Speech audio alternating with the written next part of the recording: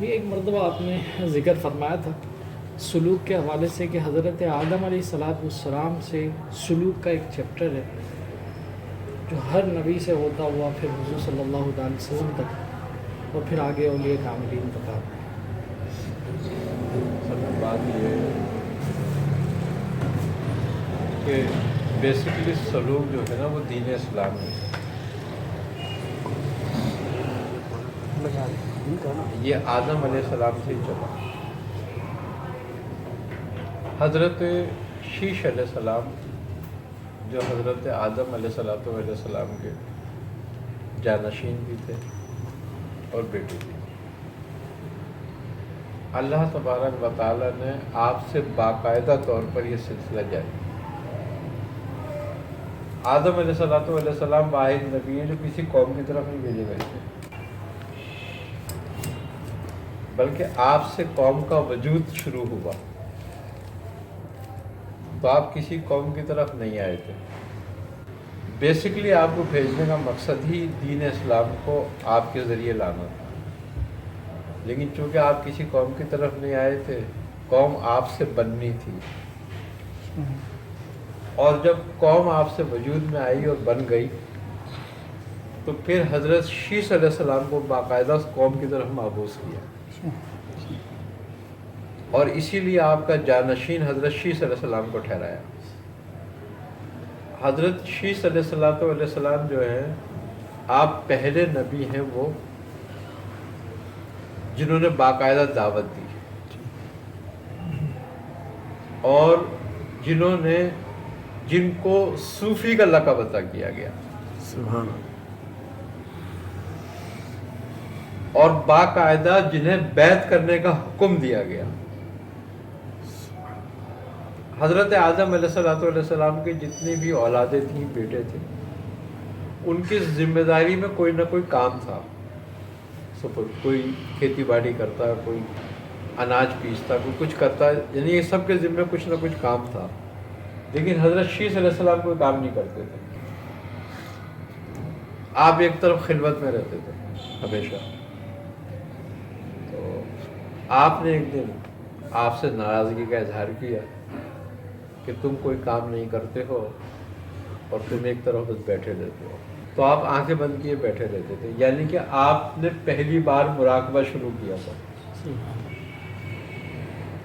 تو آپ پر وحی ہوئی حضرت آدم علیہ السلام پر۔ حضرت جبرائیل آئے اور کہنے لگے اے آدم، اللہ تبارک و تعالیٰ نے تمہارے اس بیٹے کو اپنے کام کے لیے مخصوص کیا ہے، سبحان اللہ، سبحان اللہ، اور یہ صوفی ہیں، آپ ان کو نہ چھیڑا کریں۔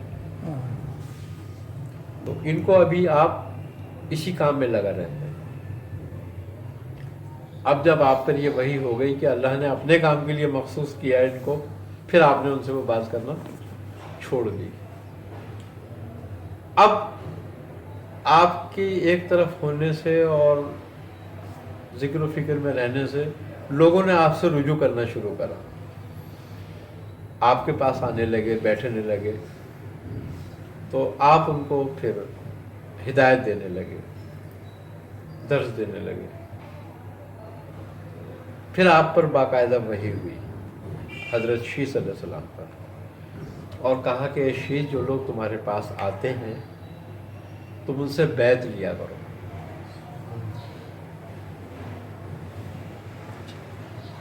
یعنی کہ بیعت کس چیز کے لیے لی جاتی تھی؟ کہ تم ہدایت پہ قائم رہو گے، جو تمہیں درس دیا جاتا ہے اس پر تم قائم رہو گے۔ اور کہا کہ جب تم ان سے بیعت لو تو کینچی آئی تھی آپ کے پاس پہلی بار آسمان سے، کہا ان کے 3 بال قطر لیا کرو اور اپنے پاس رکھا کرو، یعنی کہ یہ عہد کا ایک حصہ ہے۔ اچھا، آج بھی چشتیہ خاندان میں جو شیخ بیعت کرتے ہیں وہ 3 بال قطرتے ہیں، اور حضرت ابراہیم بن ادھم رحمۃ اللہ علیہ فرماتے ہیں، چونکہ آپ چشت سے تعلق رکھتے تھے، کہ جو لوگ شیخ بال نہیں قطرتے وہ ناقص العمل ہے، جبکہ اور خاندانوں میں یہ سلسلہ نہیں ہے، لیکن چشتیہ خاندان میں یہ بات ہے۔ تو حضرت شیس علیہ السلام پھر باقاعدہ بیعت کرنے لگے اور 3 بال کترنے لگے۔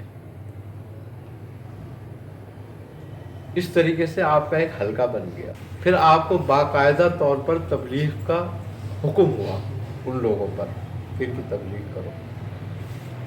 جب شیش علیہ السلام کا یہ سلسلہ شروع ہوا تو شیطان ایکٹیو ہو گیا،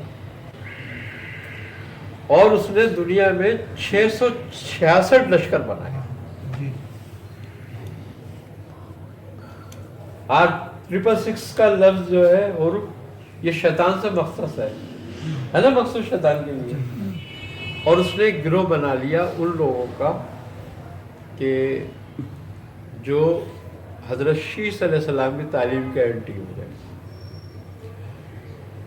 اب وہ بھی گروہ ایک بن گیا، اور آہستہ آہستہ وہ گروہ بھی بڑھنے لگا اور یہ گروہ بھی بڑھنے لگا، اور انہوں نے ان شیطان کے گروہ نے پھر جو ہے وہ اپنی شیطانیاں بڑھانا شروع کری، اور کچھ قتل و غارت بھی کری۔ کچھ جو لوگ آپ کے حضرت شیس علیہ السلام کے حکم پہ تعلیم پر عمل کر رہے تھے ان کو تنگ کرنے لگے، ستانے لگے، قتل و غارت گری کرنے لگے ان کے ساتھ۔ تو پھر آپ کے پاس شکایتیں آئیں کہ ایسے ایسے یہ لوگ ہمیں تنگ کر رہے ہیں، تو آپ کو پھر باقاعدہ طور پر ان سے جنگ کرنے کا حکم آیا کہ آپ ان سے لڑیں، جنگ کریں۔ تو آپ نے فرمایا میرے پاس تو اتنے لوگ نہیں ہیں، میں کیسے جنگ کروں؟ تو پھر پہلی مرتبہ علم آیا تھا، جھنڈا جس میں کہتے ہیں نا علم، پہلی مرتبہ شیس علیہ السلام کے لیے آیا تھا، اور کہا اس کو گاڑ دے۔ تو کہا اس سے کیا ہوگا؟ کہا اس سے یہ ہوگا کہ جب یہ گاڑ دیا جائے گا تو لوگ اس کو دیکھ کے ادھر آئیں گے کہ یہ کیا ہے یہاں پہ، کیونکہ لوگوں نے دیکھا ہی نہیں تھا اس سے پہلے تو اس کو۔ تو وہ وہاں گاڑ دیا گیا آپ کی رہائش گاہ پر، تو لوگ وہاں آنے لگے۔ وہ ایک باقاعدہ دعوت تھی لوگ، اور پھر وہ باقاعدہ طور پر ایک وہاں پر ایک چھوٹا سا لشکر بن گیا، ایک جماعت بن گئی ہے، اور انہوں نے پھر باقاعدہ طور پر پھر شیطان کے لشکر سے جنگ بھی لڑی اور فتح بھی کیا اس کا، اور وہ پھر بھاگ کے ادھر پھیل گئے، اور پھر انہوں نے جگہ جگہ پہ جو ہے جہاں جہاں وہ گئے انہوں نے وہاں بت پرستی شروع کر دی، اور اسلام کا لشکر حاوی ہو گیا۔ دین اسلام کی ابتدا اور سلوک کی پھر وہیں سے شروع ہوئی، اور پھر وہ آہستہ آہستہ انبیاء علیہ السلام آتے گئے، اور وہ بتدریج وہ تعلیمات بڑھتی گئیں، اور اس کے نئے نئے احکام آتے گئے، کچھ منسوخ ہوتے گئے، کچھ آتے گئے، اور پھر حضرت نوح کے دور میں وہ بالکل مفقود ہو گیا، جس پر حضرت نوح نے بد دعا کی، جس کی وجہ سے طوفان نوح آیا، اور پھر وہ سب کافر میں ختم ہو گئے۔ پھر اس کے بعد جب حضرت نوح کو زمین پہ اترنے کا حکم ہوا، اور پھر جب آپ کی اولاد زمین پہ پھیلی، تو پھر اس کو باقاعدہ بتدریج دوبارہ بحال کیا، اور حضرت ابراہیم علیہ السلام کو باقاعدہ اس پر معبوس کیا، اور سرکار دو عالم صلی اللہ علیہ وسلم کو بھی پھر وہی دین دیا گیا جو دین ابراہیمی کے نام سے مشہور ہوا پھر وہ، اور پوری بنی اسرائیل بھی اسی پر تھی، اور پھر پوری بنی اسماعیل بھی اسی پر آئی۔ اب سلوک جو نام ہے وہ دین پر پورا عمل کرنے کا نام ہے۔ اب عام طور پہ جو دیندار لوگ ہوتے ہیں وہ گروہ میں تقسیم ہو جاتے ہیں۔ اب ہر گروہ کا ایک سلیکٹڈ دین ہے، کوئی مکے کو فالو کر رہا ہوتا ہے، کوئی مدینے کو فالو کر رہا ہوتا ہے، کوئی کسی ٹائم کو فالو کر رہا ہوتا ہے، کوئی کسی ٹائم کو فالو کر رہا ہوتا ہے۔ آپ سرکار عالم صلی اللہ علیہ وسلم کی جو 63 سالہ ظاہری حیات ہے، اس پر تو پورا پورا کوئی بھی عمل نہیں کرتا ہے. ہم جس پر عمل کرتے ہیں وہ 23 سال کا دور ہے. جو احکامات شریعہ کی شکل میں ہے. جو شریعہ کی شکل میں، اور پورا دین ٹوٹل اسی کو بیس کرتا ہے. جبکہ اس سے پہلے کی بھی ایک زندگی ہے. یہ تو دعوت کی زندگی ہے آپ کی، لیکن جو دعوت سے پہلے کی زندگی ہے، اللہ نے جو آپ کا کردار بنایا ہے، وہ واہ واہ. اصل تو وہ ہے کہ آپ کے بچپنے سے لے کے اور آپ کی جوانی تک، اور جوانی سے لے کے 40 سال کی عمر تک کا جو دور ہے، وہ اصل تو وہ ہے. اور مزے کی بات یہ ہے کہ دین اسلام کے جو بیج ہیں وہ امانت و صداقت ہے. ہاں، اب وہی بیج لگا تھا جس سے اسلام کا پھل نکلا ہے، جس سے اسلام کا پودا نکلا. اسلام کا جو باغ ہے وہ 2 بیجوں کی وجہ سے، ایک امانت ہے اور ایک صداقت ہے. آپ بعثت نبوت سے پہلے جو آپ کی ظاہری اعلان ہوا نبوت کا، اس سے پہلے آپ کیا تھے؟ صادق اور امین. اس وقت آپ کو ظاہری طور پہ تو نہیں معلوم تھا نا کہ میں دعویٰ کروں گا رسالت کا، لیکن وہ بیج تو ڈال دیا تھا نا، اسی بیج سے پودا پھوٹنا تھا. تو اس کا مطلب ہے کہ اسلام کا بنیادی جو اصول ہے وہ 2 چیزوں پہ قائم ہے،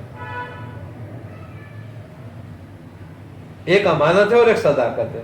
بتاؤ کون سا مسلمان ایسا ہے جس میں امانت و صداقت ہے؟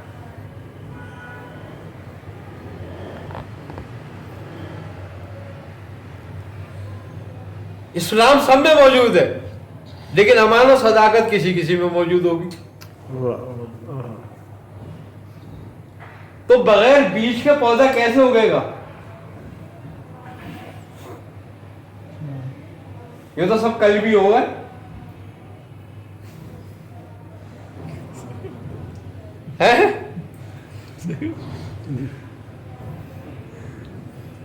تو سلوک جو ہے نا وہ قلبی نہیں ہے،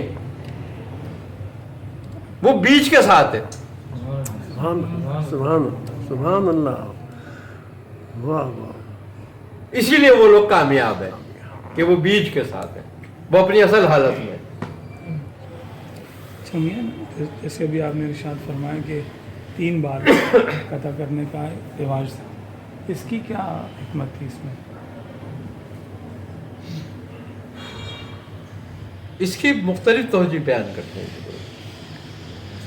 وہ کہتے ہیں ترک نفس ایک بات، ترک دنیا دوسرا بات، ترک آخرت تیسرا بات. 3 ہی خواہشیں ہیں نا انسان کے پاس. یا تو نفس کی خواہش پہ عمل کرتا ہے،